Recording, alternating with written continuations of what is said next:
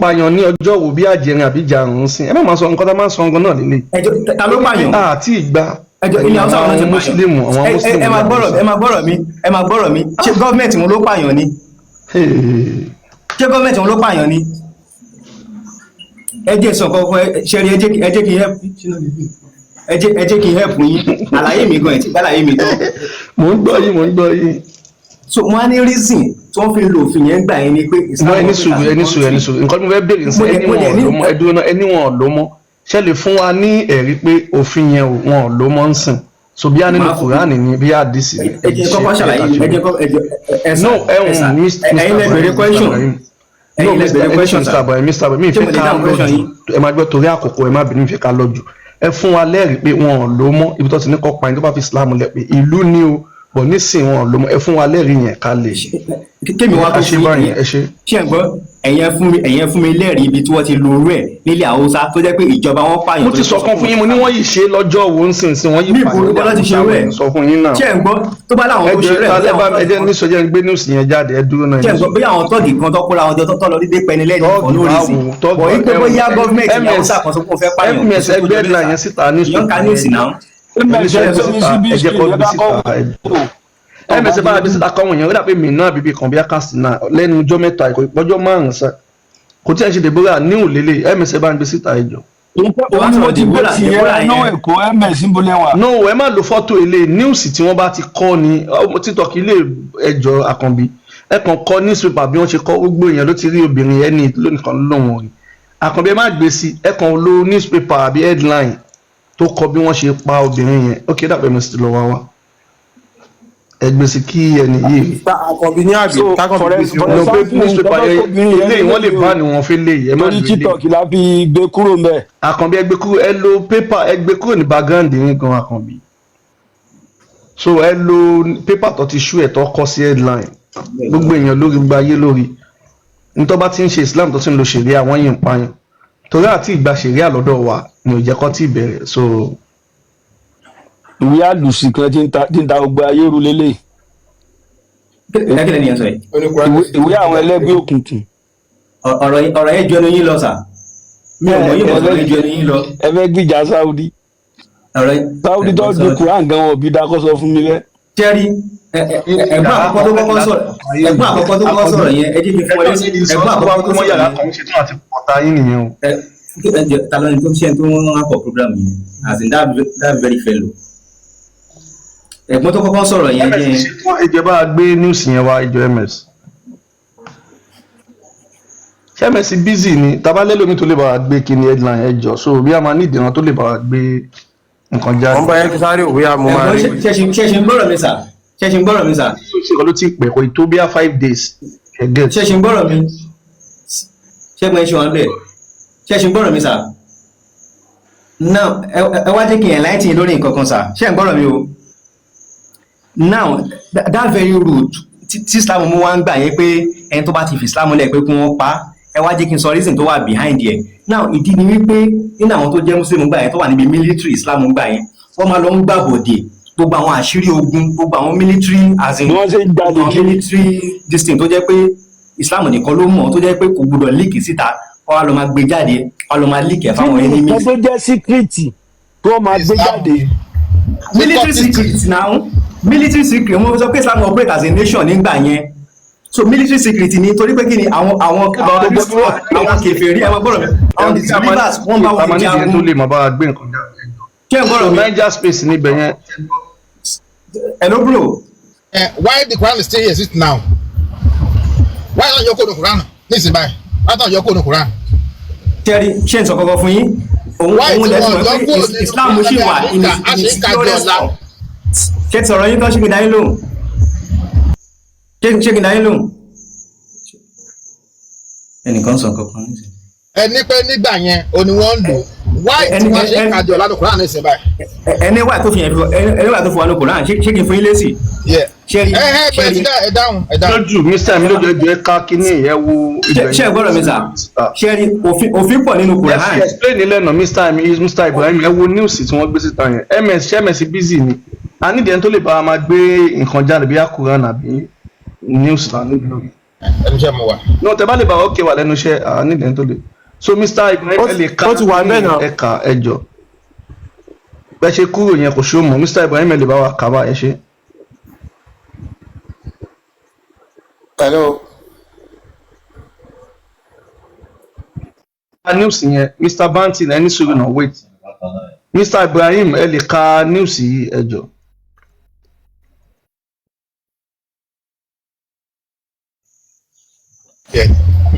Ó tó kà síta.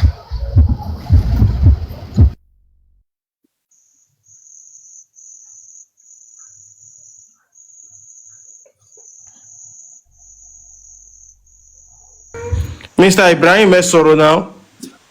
ṣé ti answer ẹ má bínú tó wáyé kẹ gbọ́ English dáadáa sá o. Ẹ̀ka news yìí lọ́sọ̀. ṣẹ́gbọ́n tí wọ́n sọ síbí Ẹ̀ka kìíní ẹ̀ka. ṣẹ́gbọ́n wọ́n ní a woman has been burnt to death by a mob. àwọn tọ́ọ̀gì kan lọ́kọ́ làwọn ọjọ́ dédé pẹ́ni lẹ́ni ṣé mo ti sọ nísìnyí pé kì í ṣèjọba ló pa á. ṣebí mo sọ nísìnyí àwọn tó pa Deborah náà gbà yẹn náà àwọn tọ́ọ̀gì kan ni wọ́n gbádùn ṣẹ́gbọ́n tó sọ bẹ́ẹ̀ yẹn. Mr. Ibrahim tó bá ẹni sùúrù náà tó bá béèrè nǹkan lọ́wọ́ yẹn dúró náà àwọn tọ́ọ̀gì lẹ́ ló pa á yẹn àbí. So tá a bá fi ìwé yín hàn yín níbi tí ìwé yín ti pa wọ́n láṣẹ pé kí wọ́n lọ pààyàn tó bá fi Islam lẹ̀ kí lẹ mọ́ wá sọ sí ṣẹ́gẹ́ ẹ̀ lè ṣe máìkì yín sin ms bá wọn sọ̀rọ̀.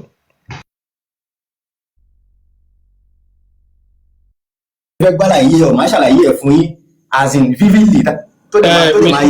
Mr. Ibrahim bóyá. tẹ́ bá rẹ́dí àti gbàlàyé ẹ̀ máa ṣàlàyé ẹ̀ fún yín. Mr. Ibrahim ṣe ń gbọ́ mi. à ń gbọ́. tẹ́ rí ibi tẹ́ wà yìí àwa ò kì í ṣàròyé tẹ́ bá ń sọ̀rọ̀ a máa ń sọ̀rọ̀ pẹ̀lẹ́rìí ni ṣe understand àwọn èèyàn tó ṣe nǹkan yìí inú Quran nǹkan tí Islam sọ pé kán máa ṣe ni so tí nǹkan yìí bá wà nínú Quran tàbí hadith tí ó sọ pé ẹni tó bá bú wọn mọ́jú kán máa pa ò kán máa ṣe é fún wa lẹ́rìí yẹn bọ̀ tí pé a fẹ́ máa ṣàlàyé àwa ò kì í gbá láàyè ń bí. ẹ̀ka ló gbàlàyé àbí báyìí ti gbàlàyé ń gbà yẹn jẹ́ there is no point saying no báyìí kì í gbàlàyé kò sí wàhálà ń gbà yẹn. ẹni sùúrù ní 2024 Mubarak Bala was sentenced to 24 years imprisonment for similar reasons ní Kano State so ẹ gbàgbé gbogbo ilé ìtẹ́ ń sọ yẹn by the government he was formally sentenced to death. You can go and read about him. Mubarak Bala is his name. He's an atheist. Ṣá lè sọ̀rọ̀ abẹ́ kí n gbàlàyé ṣá lè sọ̀rọ̀. Eléyìí tí mo sọ yìí go and make findings about him. Ẹ sọ pé àwọn mọ́ọ̀bù ló pa àwọn mọ́ọ̀bù ló pa. Tí ò bá sínú òfin wọn ṣáwọn mọ́ọ̀bù yẹn máa take actions. What are you saying? Ibo làwọn mọ́ọ̀bù ti rí nǹkan tó ń perpetrate yẹn? Ibo náà ti rí? Ṣé bọ́n rí kàmbì kan ló jẹ́ kó máa take irú actions wẹ̀ yẹn? Tàbá jẹ́ kó dominate wa ní Southwest, the same thing will happen. People will get killed because of bullshit nonsense. Nǹkan tí o mọ ọpọlọ dání. Go and read about him. Another Christian lady, they did the same thing to her. Torí pé ó sọ pé ó ṣe Islam mọ́. And it was facilitated by the government. So what are you saying? Ṣá lè sọ̀rọ̀ báyìí, ṣá lè sọ̀rọ̀. Yeah, you can talk. Now, just give you one evidence. Ibi tí gọ́ọ̀mẹ̀ntì kọ̀ọ̀kan ní north tí èèyàn ti sọ pé òun ò ṣe Islam mọ́. Tíjọba abẹ́ fi wá pa ẹ fún mi evidence ẹ̀yọ̀ kan péré just one. Why do you have Sharia police in the north? Give just only one evidence from you, bro. I just told you about one. Bro, I've told you earlier. I said they have Sharia in the north, but they have few places in the operate. Mubarak Bala tí wọ́n ṣẹlẹ̀ bá wa gbé ṣẹlẹ̀ bá wọn wò Mubarak Bala. Now ní Kano State. Bro, ṣẹ́gbọ́n tí mo sọ. Give me an evidence. Only one evidence. Ibi tí government state kan ní north tó ti dédé pa èèyàn torí pé ó sọ pé òun ò ṣe Islam mọ́ only one tẹ́ bá ti fi lè fún mi. Kí ló gbé lọ sí kóòtù fún nítorí pé ó sọ pé òun ò ṣe Islam mọ́ nítorí pé ó jẹ́ atheist? What are you saying? He was sentenced to 24 years imprisonment. They sentenced him to death and. ẹni wọ́n pààyàn àbí gọ́ọ̀mẹ̀ntì pààyàn wọ́n ní kẹfún. Níbo náà ti sọ wà nínú òfin Nàìjíríà pé kán máa sentence èèyàn tó bá sọ pé òun ò ṣẹ̀sìn mọ́ níbo náà ti rí yẹn. Ẹ tún tó ń pín ọ̀rọ̀ sí méjì. Àníṣó wà nínú òfin Nàìjíríà. Ẹ tún pín ọ̀rọ̀ sí méjì. Tí wọ́n bá apply Sharia law ní northern part of the country. ẹ fún evidence bí tó ṣe pààyàn ipe gọ́ọ̀mẹ̀ntì wọn pa èèyàn torí pé ó sọ pé wọn ṣe sáàmù ẹ fún evidence ẹ̀yẹ kan. ó ní gọ́ọ̀mẹ̀ntì fẹ́ pààyàn tó bá lóun ò sí ẹ̀yin náà gbọ́ nǹkan tẹ́ ń sọ ọ̀rọ̀ ṣebẹ́yìn lẹ́sọ́ ṣebẹ́yìn lẹ́sọ́ gọ́ọ̀mẹ̀ntì pẹ̀lú ṣebẹ́yìn lẹ́sọ́ ẹ gbà tẹ́wọ́ bẹ́ẹ̀ ẹ ṣe wá gbé fake news wá. fake news báwo ti gbé jáde yìí ọyá tún kẹ́sì náà Oya, read it.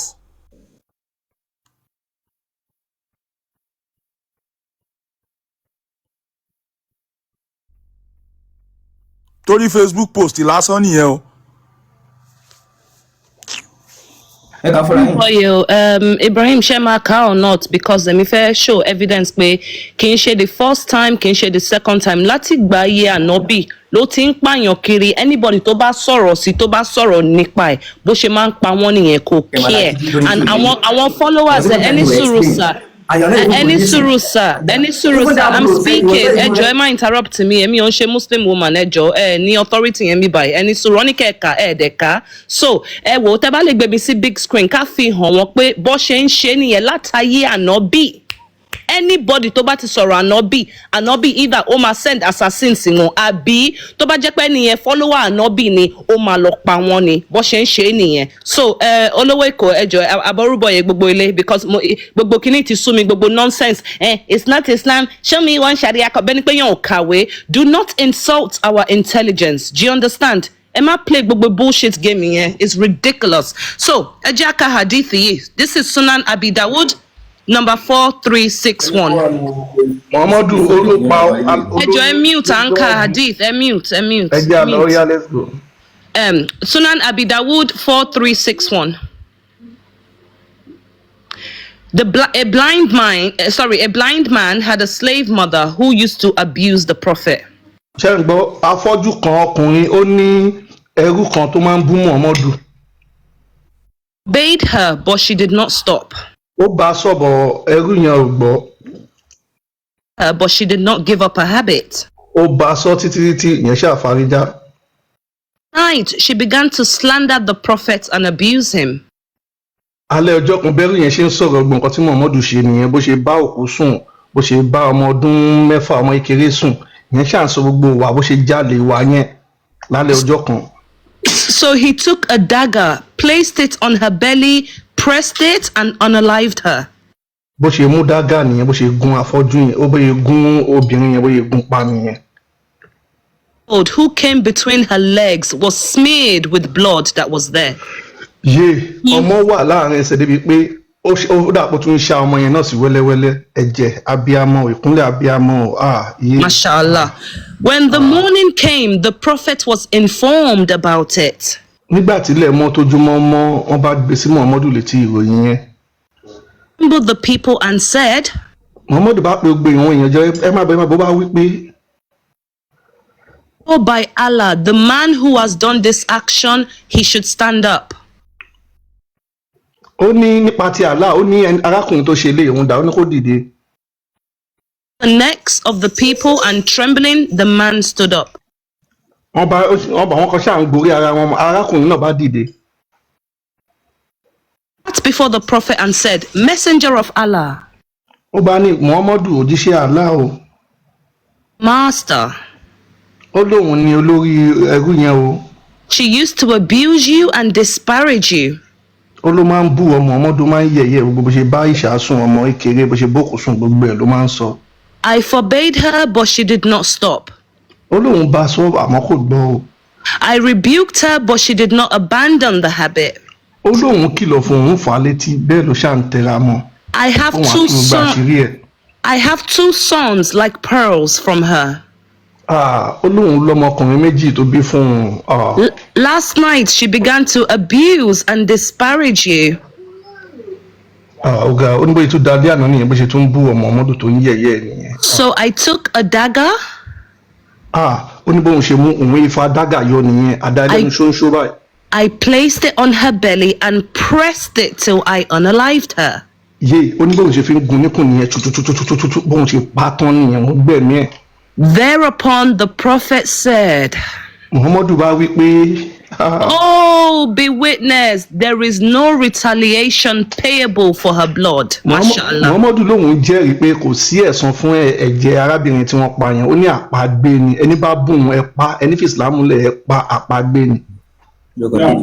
Him ejosa ẹ má fún wa ní bullshit ten fún wa because ó wà nínú ìwé yín àti mo punishment téèyàn bá abuse ànábì in fact ṣé mo pé nínú Islam tẹ́ bá blaspheme against Allah forgiveness wà bọ́ ní pé tẹ́ bá ti sọ̀rọ̀ ànábì o ikú ni o totally over. So Mr. Ibrahim ẹjọ ẹ respond sí nǹkan tá a ṣe kà ṣó wà okay àbí kò sí okay by you as a human being. Ṣáàlẹ̀ sọ̀rọ̀, abáàlẹ̀ sọ̀rọ̀. Of course, conversation ṣe ń ṣe. Ẹ ti lẹ́yìn ọ̀fẹ́ gbálàyé. Now, ẹ jẹ́ kí n sọ. Mo bí yín question ni o, mo kọ́kọ́ bí yín question, mo ní, is that as a human being tẹ́ jẹ́, ṣó dáa àbí kò dáa? Ṣé máa gbálàyé mi? Now, it's a question. Mo be very simple question. Ejo sir. This is not how a conversation works. Mo be in a very close question or require yes or no, and then ewa expand explanation like it. So Mama be Ejo sir. I am very concise in my argument. Sheget. So Mama be question here. Ejo tebale answer ejagbe elomi is okay because gbogbo takiya gbogbo deception ten ṣe lókè ó vex me because I'm author about ẹ̀sìn Arab religion yín ẹ̀sìn kẹ́sìn we know about it. So Mama being again as a human being ṣó àbí kò dá. If you are ready to listen, then I will answer. But if you are not ready to listen, question. Not every question requires a yes or no answer. So ebawa gbelo is okay. Then you can go. Go. See you later. Can you vex me because human beings are losing their lives about this religion. Mo share upload the videos on TikTok me. There's a lady on she share fún bóyá NHS ambulance service. On sọ pé tó bá ti jẹ́ ẹ̀mí àbí ẹni tó jẹ́ kafira àbí kafir and it's called believe in Allah. Ó ní pé kẹ́ má save life wọn. Imagine you are working in ambulance service. You are working as a paramedic, as a Muslim. Ó wá sọ pé tẹ́ni ó bá ti jẹ́ Muslim, ẹ má save life wọn. Are you people okay? Sorry. Sorry.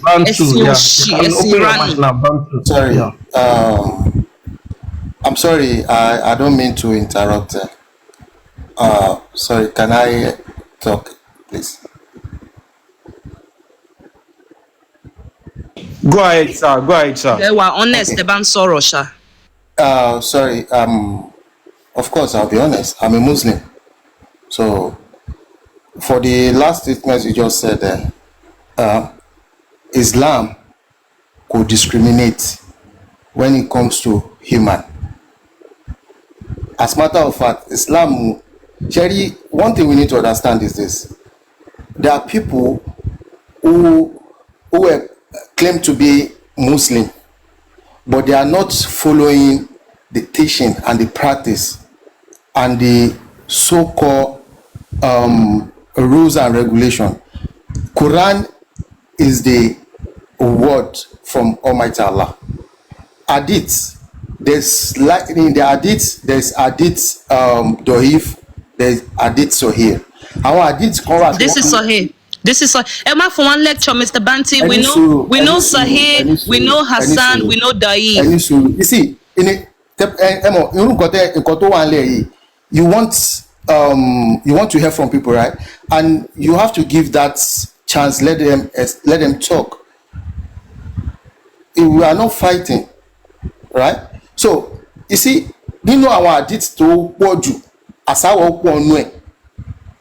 So there are many enemy of Islam don't consider hadith, but in Kotoba hadith to ba ti tako Quran is not sahih, it's doif.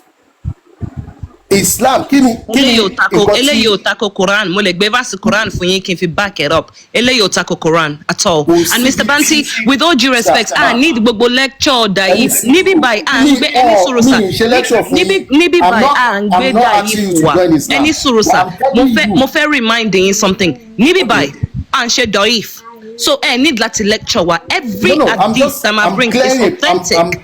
I'm clearing a point. But nǹkan tẹ́mi sọ ni pé nǹkan ní that statement ẹ sọ last pé ẹnìkan ṣiṣẹ́ ní emergency center or ambulance àwọn nìkan má gbẹ̀yìn tó bá jẹ́ kèfèrí. No, Islam will discriminate when it comes to human. Wallahi, Asam to Brother Kaba. Islam will discriminate.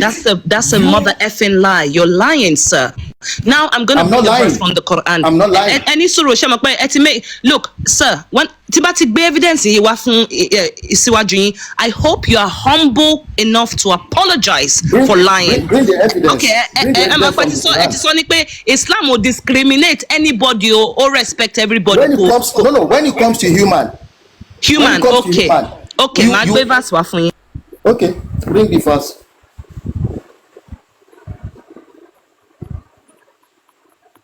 Brother wa ẹ need láti calm down. Ìyá wa nìkan náà ló máa bá yín sọ̀rọ̀.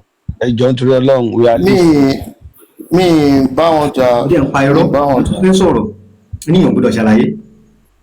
And you are obviously lying. Bí màá gbọ́ yín ọ̀yìn gan-an ń parọ́ ta ló ẹ̀yẹn dákẹ́ náà. Ẹ̀yin tẹ́ fẹ́ sí wá.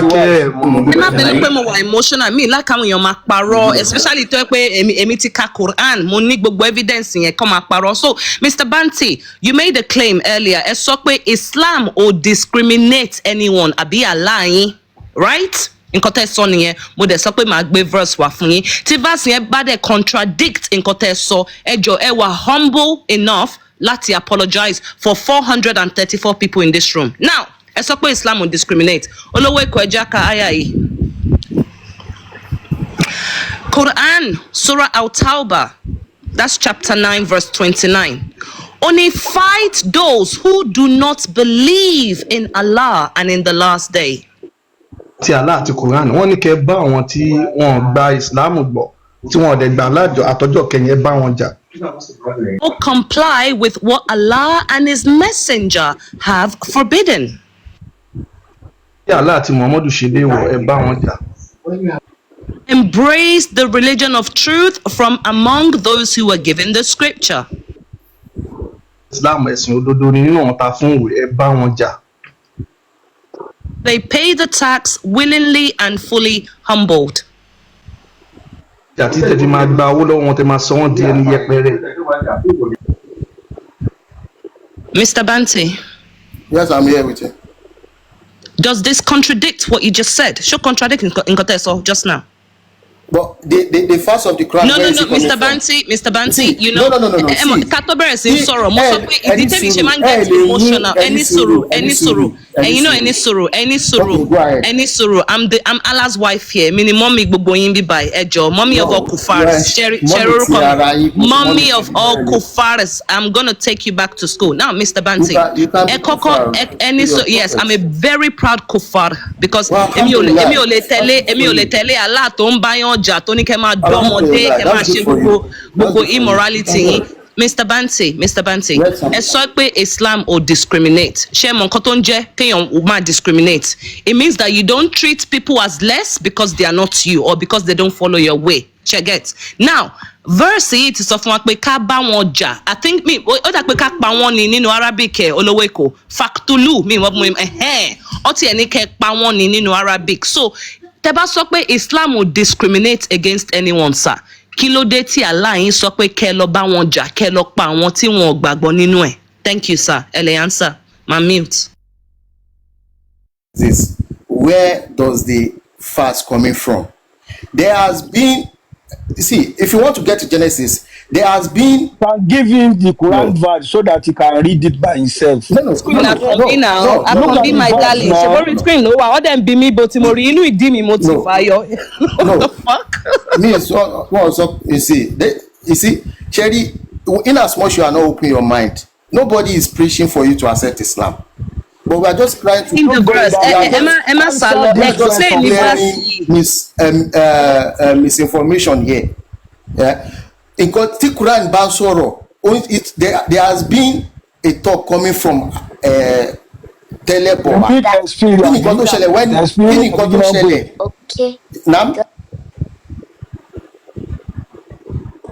See, mo sọ fún yín kẹ́ explain verse yìí fún wa nǹkan tẹ́ ń sọ kò match question tí mo bí ẹ̀yin lẹ sọ pé Allah Islam àbí Allah kò discriminate against anybody mo wá gbé verse fún yín nísìn ó ní kẹ́ bá wọn tí wọ́n gbàgbọ́ nínú Allah kẹ́ bá wọn jà ẹ jọ sá ṣé ẹ máa apologize for the lies that you told àbí ẹni sùúrù sá ẹjọ ẹni sùúrù sá irọ́ ni ẹ̀ka verse yẹn. That's it.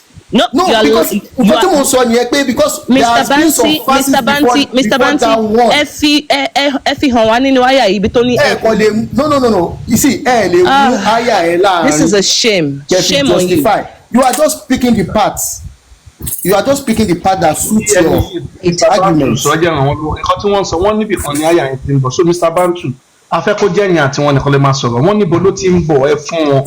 So afẹ́kọ́jẹ́yìn àti wọn ṣe afẹ́kọ́jẹ́yìn méjì ló ń bá àwa méjì là ń bá yín sọ̀rọ̀ wọ́n ní bonivasi ti ń bọ̀ ẹ sọ fún wọn. Let me just speak it.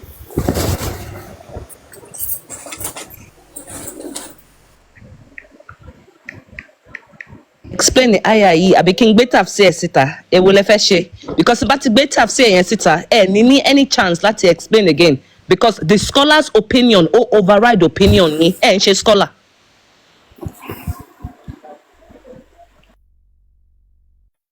Because ẹ parọ́ fún 462 people ẹ dẹ̀ parọ́ bẹ́ẹ̀ yẹn gbò sá. You think we're daft? kò sẹ́ńbọ̀ tó sọ pé nìkan daft àbẹ́yàn kan parọ́. Ṣé máa explain àyà yìí àbí kí n gbé tafsiri síta ẹ jọ? Now nípa àyà yẹn ẹ jẹ́ ká ṣàlàyé ẹ̀ fún yín.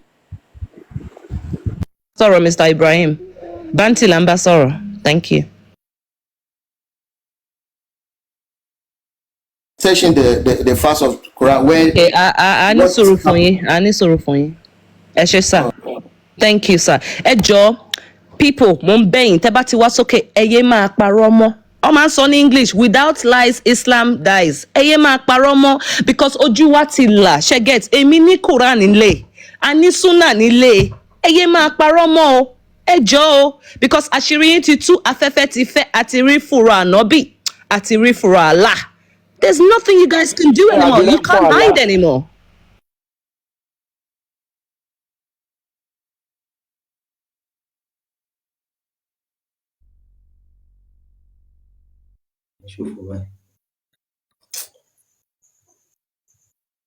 Bá ṣe ń dúró Mr. Banti fẹ́ ka aya yẹn bóyá wọ́n lọ ka tafsir so that àwọn náà gain understanding nǹkan tó mean ṣe get. Mr. Ibrahim ẹ jọ̀ọ́ bóyá ń bá Aisha sọ̀rọ̀ ní background ẹ bá wa mute and interrupt show yẹn. Tí ò yé tó ń sọ.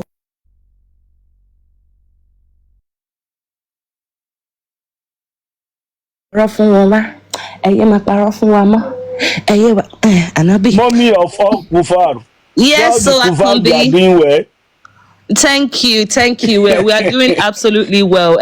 Another ex-Muslim ó ti fi Islam múlẹ̀ lady kan báyìí mo ń bá sọ̀rọ̀ ńgbà yẹn ó ti mi rí for the past 6 months ó wá fún wa ní testimony the other day ó ní alhamdulillah Allah has misguided me from Islam gbogbo wa sọ masha Allah Allahu akbar.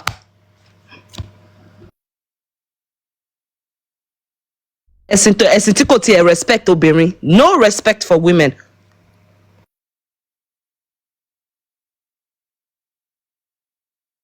Mr. Banti yìí tó dé torí ẹ̀rí tó fẹ́ jọ mú wá yẹn kò sí nǹkan tó fẹ́ mú wá ń bẹ̀. Tọ́pìkì wa ni pé bàbá lè fẹ́ ọmọ ẹ̀ nínú Islam so tọ́ tó dé a lè sọ ń pa ẹ̀.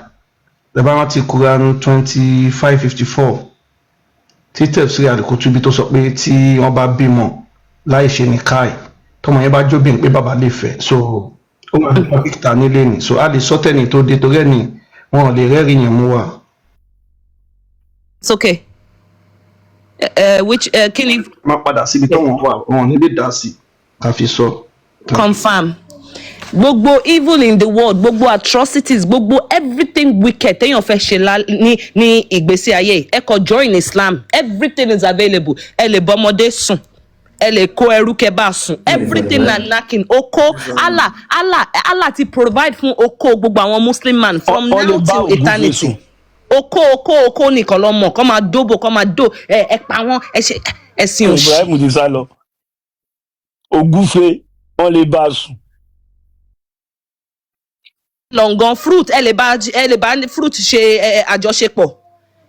Ẹranko ẹ bá ṣàjọṣepọ̀. Everything and knacking for Anobi. ṣèkì ẹ̀ tẹ́ ń bá sọ̀rọ̀ yìí bàbá tó bí fúlàní ni wọ́n tó jẹ́ ìròyìn lóko ni.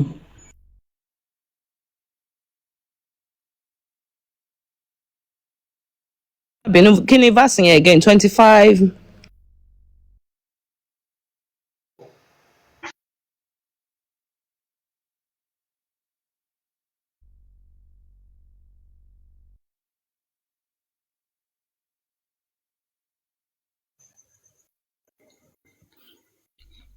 Yeah. ẹjọ ẹ̀yin ẹ bá wa power tap please. ẹjọ sọ wípé ẹni kan sọ wípé bóyá ìyẹn lè bá ọmọ ẹ̀ sùn ẹjọ vaasi wọlé ti rí yan torí ohun tó wà ní Kùránì gbé wá ìwọ̀n máa bá yín gbé wá ẹ ní sùúrù. ohun tó wà ní Kùránì ṣé ń gbọ́dọ̀ mi. ẹ ní sùúrù wọn máa gbé wá ẹ má sọ̀rọ̀ lórí fún wa. 25:54 tẹ́ bá ti kà tí ò bá yé yín kẹ́ wá lọ kà pẹ̀lú tafsiri Al-Qutubi ó máa ṣàlàyé nǹkan tí verse yẹn ń sọ ṣẹ́gẹ̀t so. ìjọ èyí tẹ́ wọ́n wá ẹ ká ti wọ 1 million ẹ bá wa power tap ẹ jọ. Ready? And he's the one who creates human beings from a humble liquid, òun lòun dá èèyàn láti inú àtọ̀. then establishes. Mr. Ibrahim, mute, man. Astaghfirullah. We are reading the Quran. You are supposed to be silent. Tabanka Quran. Ejo. And he is the one who creates human being from a humble liquid. èèyàn láti inú àtọ̀. Establishes for them bonds of kinship and marriage. ó lóun dẹ̀ ṣe ètò fún wọn nípa ìgbéyàwó nípa For your Lord is the most capable.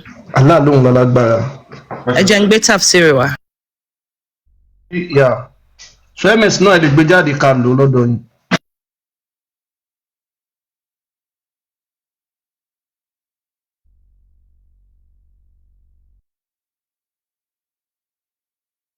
Al-Qutubi ló fẹ́ tú àṣírí Allah àti Muhammadu báyìí àṣírí yóò bò mọ́. so a ti ẹ̀ sọ gan wípé àwọn ẹ̀yin èèyàn tẹ́ ń wò wá àwa náà máa kọ́ yín a ní láti fi hàn yín bí ẹ ṣe máa gbé àwọn tafsir yẹn jáde so that ẹ̀yin náà bá ń bá àwọn èèyàn sọ̀rọ̀ tẹ́ bá ń torí àwọn èèyàn kò máa ń mẹ́sẹ̀jì oríṣiríṣi pé verse kan kìíní kan gbogbo àwọn nǹkan verse tá a bá ń kà ẹ jọ ẹ máa kọ́lẹ̀ lọ́dọ̀ tiyín náà ẹ lọ máa check ẹ lọ́dọ̀ tiyín àwa kọ́ la kọ́ àwa kọ́ la sọ ó wà níwèé wọn so ẹ máa kọ́lẹ̀ ẹ máa lọ confam lọ́dọ̀ tiyín so a máa fi hàn yín bẹ́ẹ̀ ṣe lè show bẹ́ẹ̀ ṣe lè gbé tafsir yẹn jáde Arabic then ẹ wá translate Arabic yẹn ẹ máa translate ẹ sí English it is very simple ẹ má jẹ́ kí àáfà kankan àdáwọn mùsùlùmí kan kí wọ́n scam yín kí ni ẹni ìfẹ́ sọ. Can you go to verse Surah to Tawbah? That same verse of Quran that same verse of Quran you read, the Surah to Tawbah, in the next verse, can you go there? Read that same. No, that same verse you read 5, right? 9.5. No, 929, 929. Okay, go to 9.6. Okay, láti 929 ká lọ 96. Ká reverse. Nǹkan tẹ́ ń sọ náà. Láti 929 ká lọ sí 96. Ọ̀rọ̀ yẹn ẹ máa gbọ́ ẹ̀yin kọ́kọ́ ṣàlàyé 929 yẹn. Táláwà ìbàdàn wọn lọ́ máa bá yín sọ̀rọ̀. Àwa ní 929 ẹni ká lọ sí 96. Ẹ̀yin náà gbọ́ nǹkan tẹ́ ń sọ náà. You see, nǹkan tí mo sọ ni pé kí ni nǹkan tó bí nǹkan tá láàfin sọ pé kàn retaliate. Ẹ máa gbọ́ retaliate kan ló wà ń bẹ̀ yẹn ò ṣe gbọ́ àgbọ́yé ibẹ̀ yẹn. Ẹni sùúrù. Mr. Banti mọ̀ tún mọ retaliate kan ló wà ń bẹ̀ yẹn. Aláàpáyín láṣẹ àwọn tí wọ́n ṣe Islam ẹ lọ bá wọn jà kẹ́ lọ pa wọn. Kò lo retaliate ń bẹ̀ yẹn má máa sọ nǹkan tí yóò bá sí nínú. Retaliate ni. Okay, ọbalọmọ yìí lè bá gbé sí. Quantify those who do not believe. No, ẹ má ọ̀rẹ́ mẹsẹ̀ yẹn fi lè lè ọbalọmọ ẹ bá gbé kan 929 sí. ẹ̀yin wá sọ pé retaliate. Okay. 929. So that is a clear commandment, and Surah Al-Tawbah is the verse of the sword. It's a fighting verse. Mr. Banti, please don't play silly games here. Respect Arayin. Come on. Oh, what childish. You only fight against those who do not believe in Allah. So the reason for fighting is because they don't believe in Allah. Simple comprehension. But the same Quran says, "Lakundini kon wali edin." Abrogated, Mr. Banti. That verse has been abrogated. Allah subhanahu wa ta'ala says in the Quran, "La ikrobidin." Allah has abrogation. Mr. Banti, stop.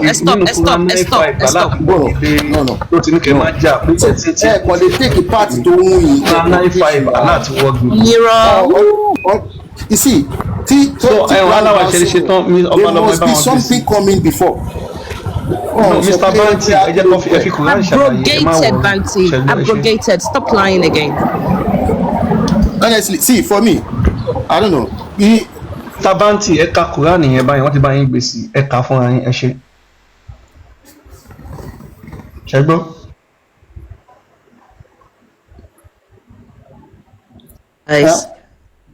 For those, Quran 9:6. Ẹ ka Quran níbi ẹ mọ̀ pé gbàgbọ́ sẹ́ ẹni pé retaliation ẹ ka ẹni retaliate ẹ ka Quran gbogbo àwọn ọmọ Yorùbá. Ibi tó ti máa gbọ́ ní padà sí. Pé bíbá ẹni pé bíbá pé retaliate ló wà ẹ kàn kọ́kọ́ kà á náà a fẹ́ gbọ́ yín ṣe gbọ́ tẹ́ bá ti kà á máa lọ bí tẹ́ ní ká lọ ẹ ṣe. You see, lè justify láti bíbá nǹkan tí mo sọ fún yín nìyẹn. There's an ayah of Quran. Bá a fẹ́ dájú ẹ kọ́kọ́ ka bíbá ẹni tẹ́ bá ti kà á máa lọ bí tẹ́ bá fẹ́ gbọ́. Ṣé mọ̀ pé sura yìí kò start from this place. Sabanti nǹkan tẹ́ sọ tó gbé jáde again ẹni pé kò ní kọ́ bá wọn. Ẹni ẹ wá kà ẹ ní sùúrù náà ẹ kàn kà á fẹ́ gbọ́ látọ̀ ẹni ní ẹ ṣe ẹ kà ẹ ṣe. Kò sí kan tí fẹ́ kà á bẹ́ẹ̀ kọ́ tó ti kà síbẹ̀ tẹ́lẹ̀ ni fight those who do not believe in Allah and the last day of course yeah but nǹkan tẹ́ ń sọ bíbá. Ní Arabu ni as a proud Muslim. Kí lẹ sọ. Wà ní Arabic ní kẹwàá tún ní Yorùbá. Bro, go to the facts of Quran I said. If you cannot go with that one, let me opt out. Yeah, because bye. Bring another person that's honest. You're a liar. Allah, you support asking to take up to lies, Islam dies. Ashiri it too, Sherry. You know, in Kotoman Shelen, when you are forced to defend Mumu religion, ideology to make sense. Emma disgrace Saraini here. Next customer, please. I'm active tonight. Let's go. Bẹ́ẹ̀ Ọlọ́run fẹ́ yí bá wa yẹ yìí wọ́n fẹ́ bá wa tú wáyà yẹn tẹ́lẹ̀ wọ́n sì wá ó.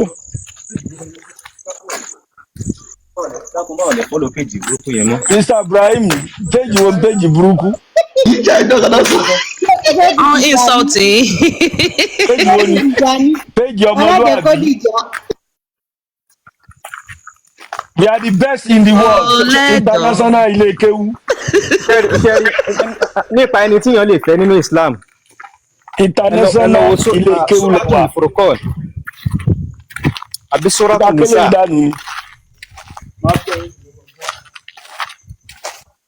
Suratul Nisa ayah 23.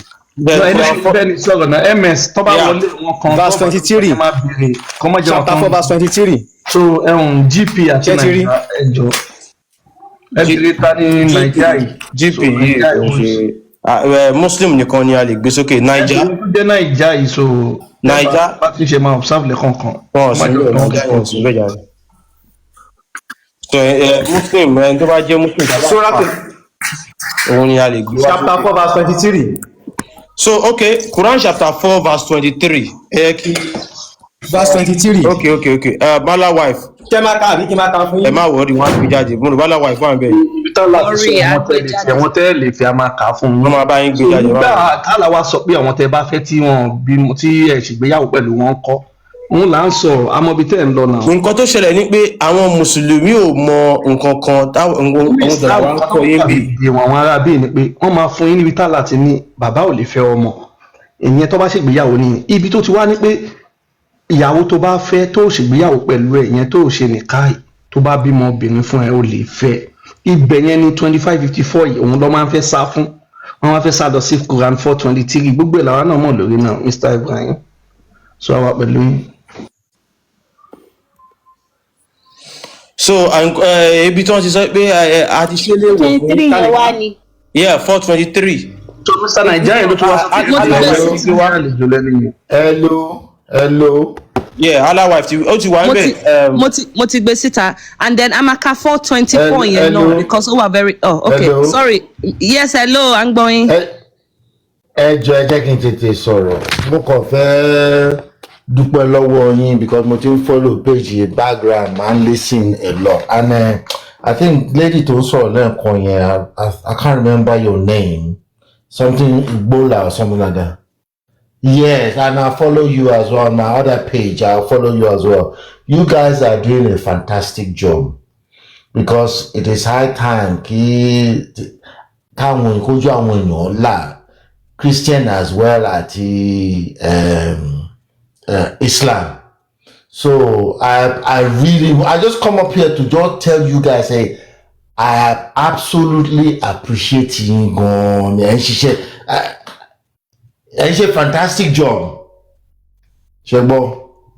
Thank you for your appreciation. Thank you very much. Thank you. Okay.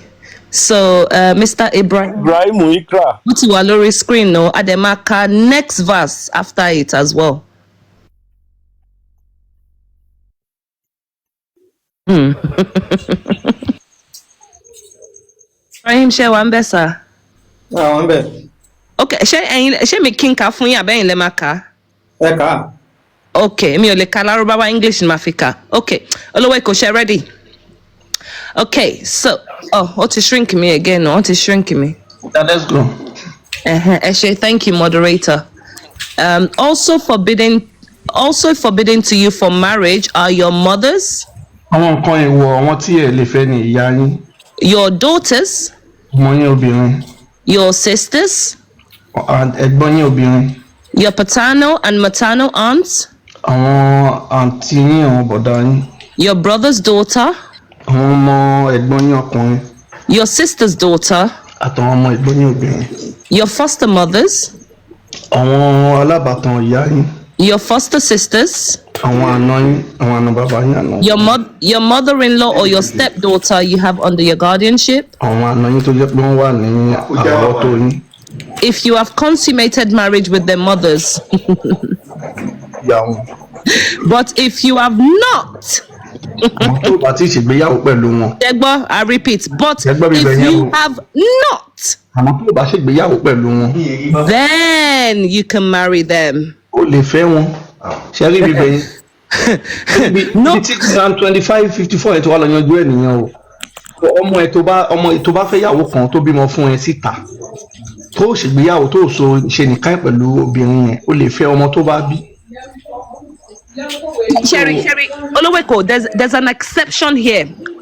It means that tó bá jẹ́ pé o ti marry ẹni yẹn, ẹ ti ṣe nikah, you know, because in Islam, ó sọ pé èèwọ̀ ni kéèyàn máa dóra wọn kẹ́ máa ṣe fornication before marriage. Ẹ gbọ́dọ̀ marry wọn first. Now, Islamically, let's say Mr. Ibrahim, ẹ fẹ́ ìyàwó nísìnyẹn, ẹ wá lọ cheat on your ìyàwó yín pẹ̀lú bóyá side chicken yín.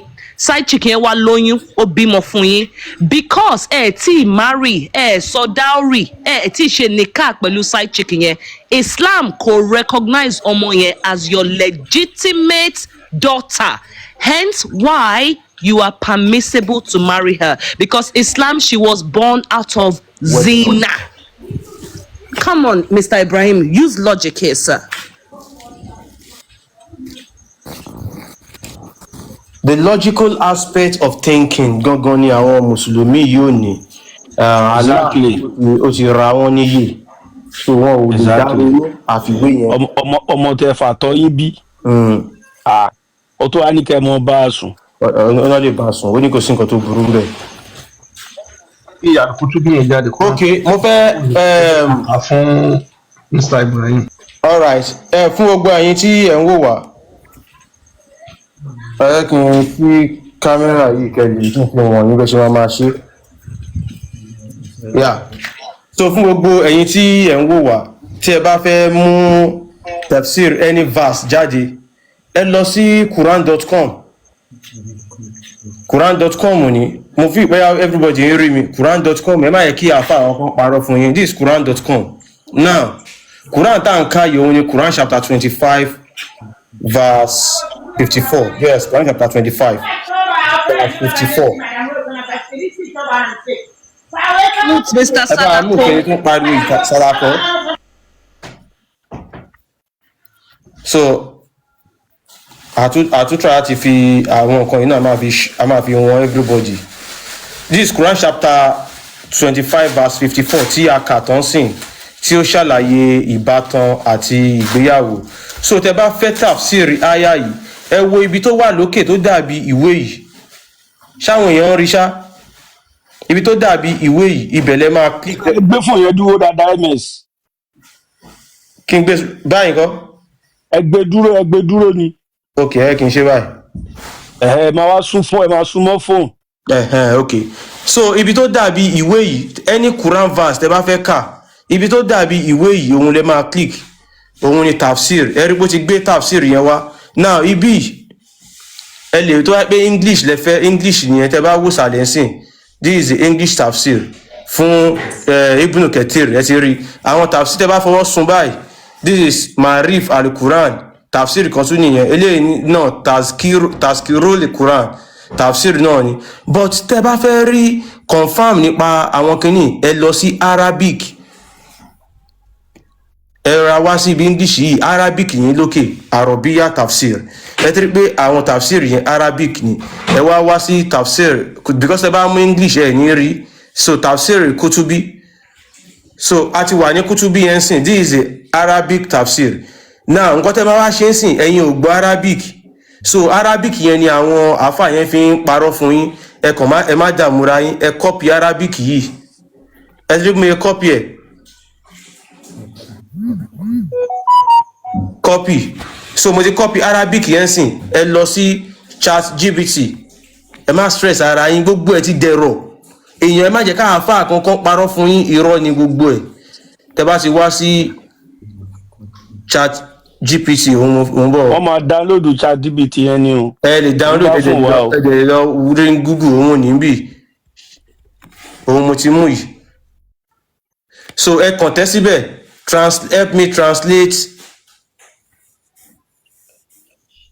translate the following to English ẹ tẹ̀ síbẹ̀ báyìí ẹ send ẹ ó máa ní okay ó ní kẹ́ send nǹkan tẹ́ fẹ́ translate ẹ jẹ́ ṣe kí ni ẹ paste àwọn Arabic yẹn ni ẹ dà síbẹ̀ now ó ti ń translate ẹ fún wa báyìí so second point ibi tá ń bọ̀ ni ẹ ti rí mo fi pé everybody lórí kò ṣe pé bóyá à ń parọ́ ẹ má jẹ́ kí èèyàn ọkọ̀ parọ́ fún yín ẹ wá jẹ́ kí a kà. àwọn ìfòyẹ ẹ̀ka jẹ́ kàkà fún gbogbo àwọn ọmọ akọ́gbọ̀ so ó yẹ já lọ.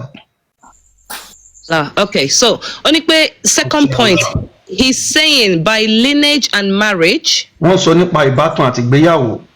Both lineage and marriage ties. wọ́n sọ nípa okùn ìgbéyàwó àti ìbátan.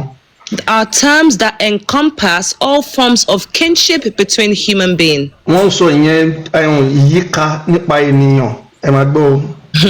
Ibn al-Arabi said. arákùnrin kan tó ń jẹ́ Ibn al-Arabi ó ń ṣàlàyé ẹ̀ pé. Lineage refers to the lawful mixing of fluid between man and woman through marriage. wọ́n sọ ìbátan ìyẹn tó dẹ̀ pé ó tọ́nà nípa ọkùnrin àti obìnrin tó ṣe ìbálòpọ̀ ìyẹn àtọ̀ tó ṣàdàpọ̀. If the knacking occurs through sin, i.e. fornication. ṣé ẹ gbọ́ wọ́n ní tí wọ́n bá jọ ṣe pàpàpàṣù pé tí wọ́n ṣègbéyàwó tó bá bímọ. Then it is mere creation, no confirmed lineage. tí wọ́n bá bímọ ẹ máa gbọ́ o. Mr. Salako ẹjọ mute now. I can't unmute and ṣùgbọ́n ní tó bá bára wọn sùn tó bímọ. tó ti bímọ tó bára wọn tó bímọ tí wọ́n ṣègbéyàwó. Honey, this is why a child from fornication.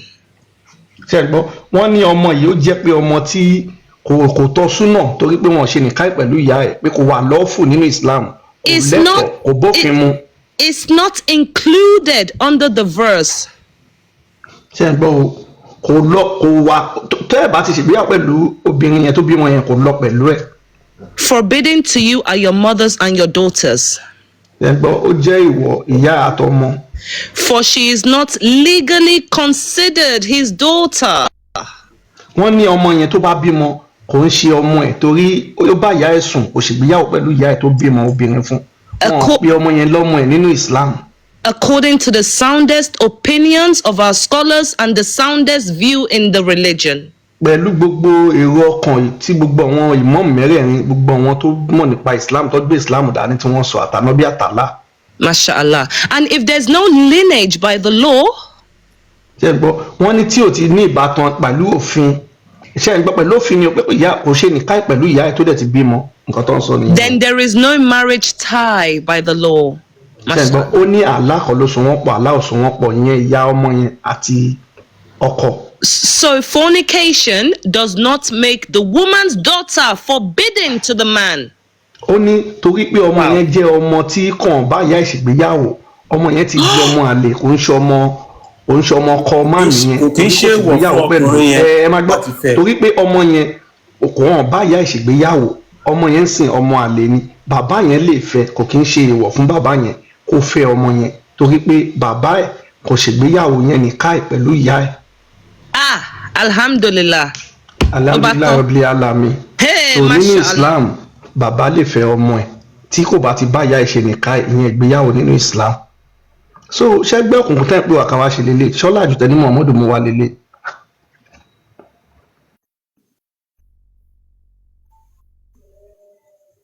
So ṣe bẹ́ẹ̀ ni ẹ wà ń bẹ̀ Mr. Ibrahim ẹ sọ̀rọ̀.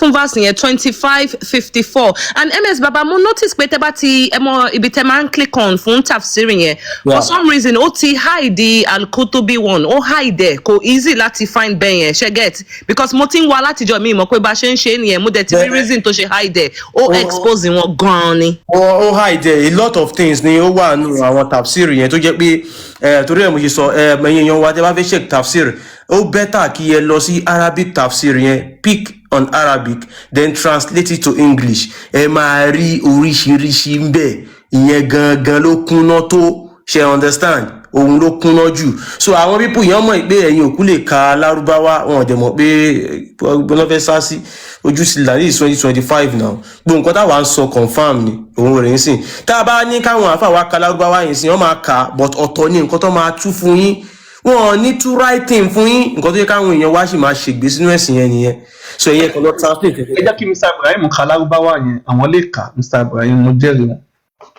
ìjọba ẹ̀yìn tí ó lè ka fatia Mr. Ibrahim yóò mọ fatia náà. kàṣẹ mọ́ lè kà. bẹ́ẹ̀ sà.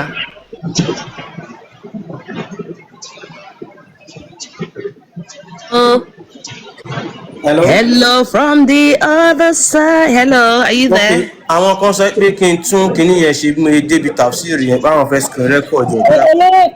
ms bàbá mi náà ti fẹ́ ní kẹ́ ẹ túnṣe kí n sáré screen record ẹ̀ kí n lè post ẹ̀ sí page mi. Okay, if that should be the case ó yá tẹ bá ó yá ẹ lè bẹ̀rẹ̀ screen record ní báyìí. ẹ jẹ́ Mr. Adé ẹ jẹ́ bá mute.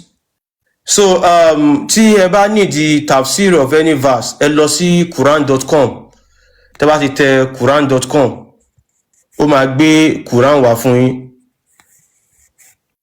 quran.com òun ni so tẹ́ bá ti ṣí quran.com any quran verse tí ẹ bá ń wá bóyá fún àpẹẹrẹ bóyá quran chapter ẹ̀ka kan lélẹ̀ bóyá quran chapter 25 ẹni ẹ bá mute ẹni yẹn Quran chapter 25. Now tó bá ti mute yẹn má unmute ẹ jọ̀ọ́. So Quran chapter 25 verse 54 fún àpẹẹrẹ so tẹ́ bá ti dé verse 10 lọ ẹ máa rí kíní kan tó dàbí ìwé òun lélẹ́yìí so òun tẹ́ bá tẹ léyìí ẹ fẹ́ play ẹ lélẹ́yìí tẹ́ bá kíní tó dàbí ìwé yìí òun ni tafsir tó dàbí ìwé tẹ́ bá ti click ẹ báyìí ó máa gbé tafsir yẹn wá so tó bá yẹ pé English lẹ́fẹ́ Arabia lélẹ́yìí wá ń sìn tó bá yẹ pé English lẹ́fẹ́ ẹ pick English tó bá yẹ pé Arabic lẹ́fẹ́ ẹ pick Arabic ẹni èdè tẹ́ bá fẹ́ òun ló wà ń bẹ̀ yìí Arabic lélẹ́yìí so àwọn tafsir Jalalain tafsir Tanwir tafsir lélẹ́yìí tafsir al-Kutubi ni tafsir Ibn Kathir ni tafsir al-wasit ni, tafsir al-bagawi ni, ẹ̀rí báwọn tafsir yẹn pọ̀, tafsir at-tabari ni, tafsir al-sadi ni, tafsir al-muyassar ni. So ẹ go through àwọn tafsir yẹn, òun ni àwọn nǹkan táwọn scholars wọ́n sọ nípa àyà yẹn, òun ló wà ńbẹ̀. Ẹ má gbọ́ nǹkan táwọn àáfàá sọ, nǹkan tó wà nínú tafsir gangan, gbogbo àwọn tẹ́rí tó ń pààyàn nítorí Allah, nǹkan tó wà nínú Quran. ẹ wọ ọbẹ̀ àwọn èèyàn wọn fẹ́ wò. So tẹ́ bá ti wọ ọbẹ̀ báyìí, for example tẹ́ bá wo tafsir al-kutubi, òun ni mo mú yìí sìn. So nǹkan tẹ́ bá ti wọ ọbẹ̀ báyẹn, nǹkan tẹ́ kàn máa ṣe ní pé ẹ mọ̀ pé Arabic ni wọ́n fi kọ́, ẹ̀yin ò dẹ̀ gbọ́ èdè Lárúbáwá, ẹ lọ copy àwọn nǹkan tí wọ́n sọ yẹn, ẹ copy ẹ̀ láti ẹ̀wọ̀n pé Arabic ó láti àwọn Lárúbáwá láti wájú sílẹ̀ àwọn lọ sẹ́yìn. So tẹ́ bá fẹ́ copy ẹ̀yìn lẹ ti máa wá mú, ẹ wá copy ẹ̀ lọ sí iwájú. So ẹ copy gbogbo ẹ̀ tán báyìí. So gbogbo ẹ̀yin sì ẹ copy, tẹ́ bá ti copy gbogbo Arabic yẹn, ẹ wá lọ sí chat GPT, ẹ lọ sí chat GPT lọ́dọ̀ yín, ẹ tẹ̀ síbẹ̀ pé please help me translate to English. Tẹ́ bá yìí tẹ̀ síbẹ̀ translate to English, tẹ́ bá yìí tẹ̀ sí báyìí, a ní of course a ní kẹ́ gbé nǹkan yẹn wá, ẹ̀kan dẹ̀ ṣe kí ni, ẹ̀kan paste tafsir yẹn síbẹ̀. Tẹ́ bá toró ṣe ń translate tẹ̀kan yẹn, òun ló ṣe gbé àwọn kíní wá, ẹ bá rí ó ṣe ń translate. So tẹ́ bá yìí translate tán báyìí, ẹ̀kan tẹ̀ send ni pound, tẹ́ bá yìí tẹ̀ send ẹ rí pé ó ti lọ báyìí, gbogbo àwọn nǹkan yẹn ló ti ń translate fún yín sìn. Ẹ ò nídìí àfà kankan kó wá tú nǹkan kan fún yín, fúnra ara yín nǹkan tí tafsir yẹn sọ ẹ máa bá ń bẹ̀. So tẹ́ bá ti ń kà látòkè, àyà yẹn ń ṣàlàyé nípa ìbátan àti ìgbéyàwó. So níbi ìsìn ibi second issue yìí ló ti ń sọ pé níbi tí Allah ti ń sọ̀rọ̀, wọ́n ní he's saying about lineage and marriage ties. wọ́n sọ nípa ìbátan àti ìgbéyàwó. Only both words include every form of kinship between human beings. Gbogbo ọ̀rọ̀ méjì sọ nípa ìbátan ọmọ ènìyàn. Ibn al-Arabi said, Ibn al-Arabi ó wí pé lineage refers to the lawful mixing of fluid between male and female through marriage. Ìbátan nípa àtọ̀ tó dàpọ̀ ọkùnrin àtobìnrin. Through marriage. Nípa ìgbéyàwó. If this mixing happened through sin, ìbálòpọ̀ ìbádàpọ̀ nípa ti ẹ̀ṣẹ̀ láì ṣe ìka ìgbéyàwó. Then it is only creation in a general sense and not confirmed lineage. Wọ́n ní ó jẹ́ pé gbogbo nǹkan tó ṣe yẹn kò tọ́ sí, kò ń ṣe ìbátan ẹ̀ gangan mọ́. Ọmọ tó bá fi bí láì ṣe nìka kò sí nípa ọmọ yẹn ò sí nínú ìbátan. Kò ń ṣe fọ́mọ bàbá yẹn mọ́. Bẹ́ẹ̀ni ó wá ní for this reason.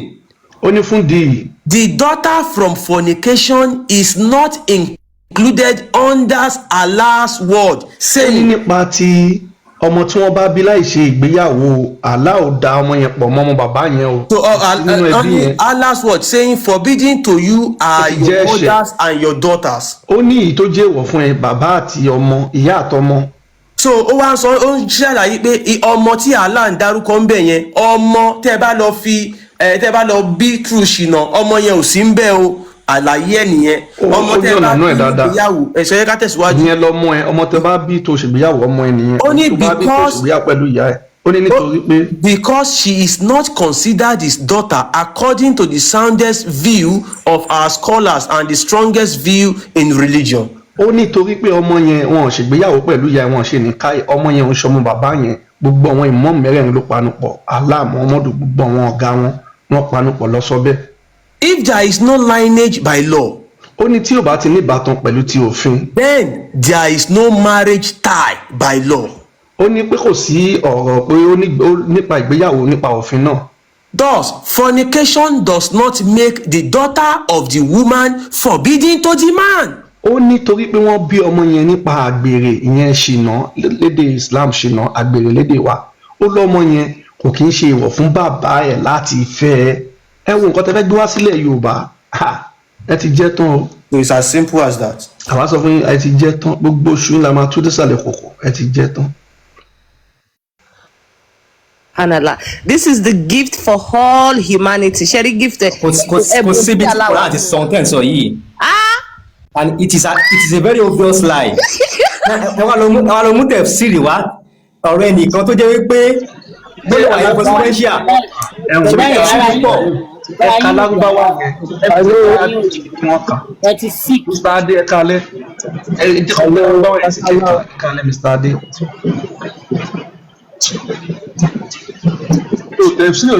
olówó èkó ẹ mọ nǹkan tó ń ṣẹlẹ̀ àwọn òyìnbó máa pe kínní ní shock information yẹn shock nervous system wọn ni. Hello, wọ́n ti báyà yín sùn. Hello, ṣáàrúgbọ́. À ń gbọ́ MSN yẹn gbé Arabic yẹn wá Mr. Okay, actually it's good to share some kind of insight to what you guys have been discussing earlier on. And little did you guys know about what we're only talking about the religion because okay, make sure pé ẹni ìmọ̀ tó pé àtàgbọ́yé nípa ìṣẹ̀sìn yẹn. So àgbọ̀n kan tẹ̀sán dáadáa.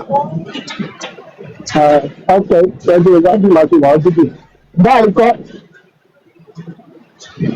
ṣé ń lo earpiece ni good to go. ṣé ń lo earpiece ni Mr. Adé. Adé máa ṣe eré. Mọ̀ náà kọ̀ ẹ̀kẹ́ mọ béèrè mọ́. Adé máa ṣe eré gélé Adé ń gun kẹ̀kẹ́ wọ́n ti gun kẹ̀kẹ́ débi ẹ lo earpiece ṣáà yọ earpiece yín tẹ́ bá máa sọ̀rọ̀. Ṣé ẹ gbọ́ mi báyìí? A ti ń gbọ́ yín báyìí. Okay. Now, Echo, no, you just sit around the table, then you start analyzing what you only you don't even have knowledge. I just say any knowledge for compile. And to say it all,